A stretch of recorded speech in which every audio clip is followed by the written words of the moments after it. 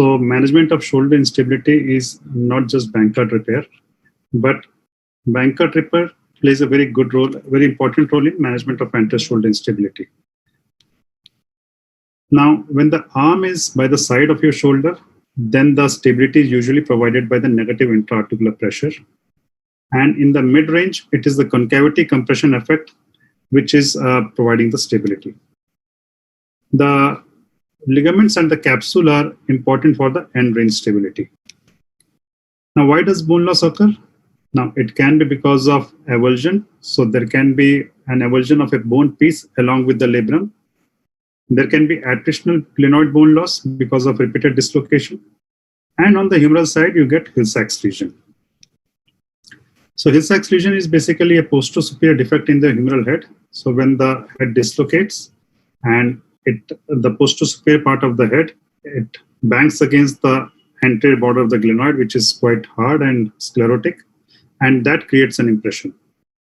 So Hill-Sachs lesion is supposed to be present in almost 65% of the patients after first dislocation, and it is reported to be present in almost 100% of the cases with recurrent dislocation.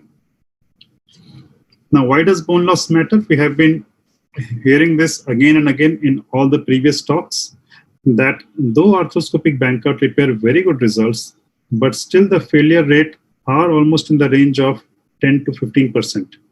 Okay. And the major cause of this failure is poor selection of patients. That is failure to assess the bone loss. So if there is a bone loss, then whatever good technique you follow, it's going to fail. So here you can see that when the arm is in full abduction and external rotation, the capsule and ligaments, they become tight, and that is the primary stabilizing force. Now, if there is a glenoid bone loss and you have done a Bankart repair and the arm is in full abduction, the end range, the capsule still remains tight and it will hold the head. But in mid-flexion, when the capsule becomes lax, then the head falls into this pouch. So that puts stress on your big repair and slowly it stretches out. Now, similarly, what happens in Hill-Sachs lesion?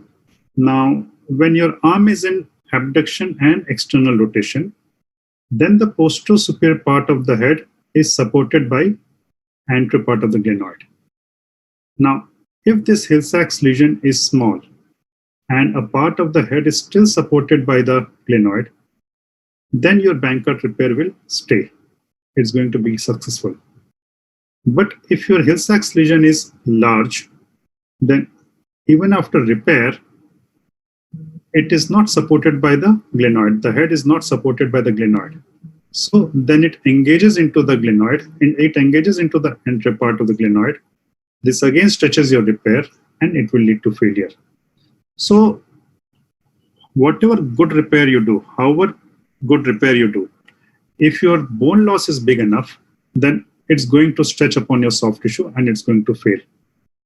So you cannot say that I had a bony lesion, but I did a very good repair, very strong bumper. No, it may hold on for some time, but slowly as the head engages into the glenoid, it will stretch your repair and it's going to fail. Now, most of the failure which we talk about doesn't happen immediately.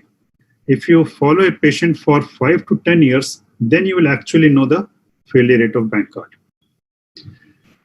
Now, these bony lesions, they don't occur in isolation. So it's not that you will just have a glenoid bony defect or a Hill-Sachs lesion.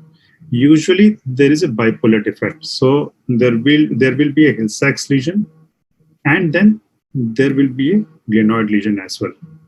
So when you assess whether your Hill-Sachs lesion is significant or not, then you have to keep both in mind. The amount of Hill-Sachs lesion or the degree of Hill-Sachs lesion and the degree of glenoid bone loss. Now, initially there was this method of dynamic assessment where the Hill-Sachs lesion was assessed intraoperatively while doing arthroscopy. The arm was taken into abduction and external rotation, and we used to see whether the lesion is engaging, the heel sac lesion is engaging into the glenoid or not. But if you haven't repaired your bank cut, then there is no constraint to prevent this heel sac lesion engaging the glenoid. Okay, so if you want to really assess whether this heel sac is engaging or not, then it has to be assessed after bank cut repair. Okay, now many of us are doing this surgery in lateral position, so then it becomes quite problematic to do abduction and external rotation in this position. And secondly, you are always apprehensive that you may damage the repair, you may stretch out the repair. So the most important thing, or the thing which has to be done to assess the glenoid bone loss, is to do it preoperatively. So we have discussed about the glenoid track technique, which was explained by Dr. Harjovan. So that's very important to assess that whether your heel sac lesion is significant or not. So normally in abduction and external rotation, the posterior superior part of the head articulates against this part of the glenoid. Now, if your heel, so let's come here. So you draw this glenoid track on the posterior superior part of the head. Now, if your heel sac lesion is within the glenoid track, then you can just do the bank cut repair. You don't have to address the heel sac lesion. Okay. If your heel sac lesion is beyond the glenoid track, that means it is off track, then you have to address the heel sac lesion. Now, how to draw this glenoid track? That you have to again go through the literature and study. It takes into account both the defect in the head of the humerus as well as defect in the glenoid. So by doing that on CT scan preoperatively, you can assess whether your heel sac lesion is within the glenoid tract. If it is within the glenoid tract, then it is known as on-track lesion. If it's an on-track heel sac lesion, then you don't have to address it. You can leave it as such, and only your bank cut repair will be okay. Now, if your heel sac lesion is beyond the glenoid tract, then it becomes off track, and that needs to be addressed. So based on that, you can divide it into 4 groups. Now, if the glenoid defect is less than 25%, then you can just do bank cut repair. If the heel sac lesion is on track, bank cut repair alone is enough. If the heel sac lesion is off track, you have to add remplissage to the bank cut. And if the glenoid defect is more than 25%, then the bank cut repair is not going to work, and you have to do some bony procedure like letarge. And if you have such a big heel sac lesion that even after doing letarge, it is off track, then you have to add some other humeral procedures, like you have to do either bone grafting procedure or some other thing. So if we talk about the management of humeral head bone defect, if the heel sac lesion is small, it is on track, it doesn't require any treatment. Okay. Or imagine a situation where there is also a glenoid bone defect and you are doing a letarge for that. Now, if you have done a letarge, then you have effectively increased the arc. Okay. Now, as you have increased the arc, so the glenoid arc also increases, and probably an off-track heel sac lesion has now become on track. So in that case also, you don't need to do anything. So if you have done a letarge, probably this lesion has now become on track and it doesn't require any treatment. But in an off-track heel sac lesion, you can fill it up either with a soft tissue, which is usually capsulomuscular, the infraspinatus and the capsule that is used to fill up the defect, that is known as remplissage. It can be done by open technique, but mostly it is done arthroscopic. If the defect is very large, more than 35% to 40%, and if you try to fill that up with a soft tissue, then you are going to constrain the shoulder. Then the movements become quite restricted. So in those cases, you have to do some open procedure. You can fill them up with osteochondral bone allografts, or you can do derotation osteotomies, or even sectoral resurfacing or hemiarthroplasty.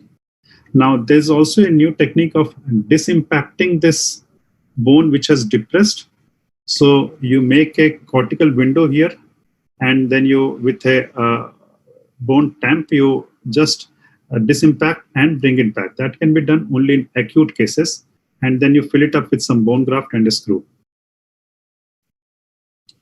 So remplissage is filling the defect with postero-superior capsule and infraspinatus. So that makes the defect extracapsular. So you see, this is a very big defect. The defect is extending quite medially. It's not the depth of the defect which is important, it's the extent of the defect. If the defect is extending more medially, that means there's more possibility that it is an off-track lesion. So again, a big Hill-Sachs lesion. Now here you can see it's a narrow Hill-Sachs lesion, but it is away from the attachment of the cuff. So again, this is a significant Hill-Sachs lesion. And once you do the remplissage, then you fill up the defect and you can't see the defect. This is a small video demonstration of doing remplissage. So, so we are operating on a left shoulder. This is the anterior glenoid margin, humeral head, and this is the posterior, and our scope is on the anterosuperior portal. And you can see the extent of the Hill-Sachs lesion. Okay. Normally one anchor is enough, but if you have a big lesion like this, then you need to use 2 anchors. So the first thing is that you do diagnostic arthroscopy. You see the position of the labrum. If you want to release them, you can do that. Then you come back to the Hill-Sachs lesion. You decorticate it with the help of a burr or a shaver or a rasp. You want the tissues to heal to the lesion.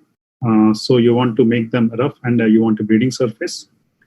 Then from the posterolateral portal, you put the anchors. Now this is coming through the cannula. So these are 2 5.5 anchors. Now after that, what we do, we retract the cannula into the subacromial space, and then with the help of these penetrators, we take mattress bite through the capsule and the infraspinatus muscle. Now, so after taking the bite through these tissues, you leave them as such and come back to your Bankart repair. Once you have completed your Bankart repair, then you tie those sutures. So that is done blindly, and the knots are in the subacromial space. So you can see that the whole defect is now filled up with the tissue. This defect has now become extracapsular and it doesn't engages. So the clinical results have shown good result with remplissage, and imaging studies have shown successful muscular capsular tenodesis in almost 75% of the cases. Various studies have shown the importance of remplissage in treating the off-track lesions. Especially, I was going through the paper by Dr. Vivek Pandey, and where he compared treating off-track lesions with Bankart alone and with remplissage. And there were significantly fewer redislocations in patients with off-track lesions who underwent Bankart repair and remplissage than in those who did not undergo remplissage. Now, in their study, they found that there was a restriction of movement of around 3 to 4 degrees, which was statistically significant, but functionally they didn't find it to be very important. Now, if your lesion is big, then as I explained earlier, that you can't do remplissage because then you will be really over-constraining the joint. So in that case, you have to do open procedure. You can either fill up the defect with an osteochondral allograft. So it's an open technique where you go by deltopectoral approach. Then you externally rotate the shoulder so that the defect comes in front, and then you fix it with headless screws. Or you can do derotation osteotomy. So I don't have any personal experience of this, but here you basically try to derotate so that the lesion goes more posterior and it doesn't engages when the arm is externally rotated. Now, there has been a systematic review which compares all the humeral procedures, the remplissage, humeral osteochondral graft, Weber osteotomy, and shoulder arthroplasty for management of humeral bone defect. And their conclusion was that the arthroscopic remplissage is the safest technique for management of patients with shoulder instability with humeral bone loss. It is associated with lower rate of recurrence when compared with Bankart repair alone. And Weber osteotomy, humeral allograft reconstructions, shoulder arthroplasty, and hemiarthroplasty are characterized by high rate of recurrence, complication, and poor outcome scores. But that is understandable because these techniques are done in those patients where the defect is quite large. So to conclude, bony defects, to recognize bony defects in a shoulder instability patient is very important. It's very important to preoperatively recognize whether your Hill-Sachs lesion is on track or off track, okay? Because accordingly, your treatment plan is going to change. Various studies have shown that failure to address off-track Hill-Sachs lesion can cause increased redislocation rates, and Bankart remplissage is an effective procedure to reduce redislocation rates for off-track lesions. Thank you.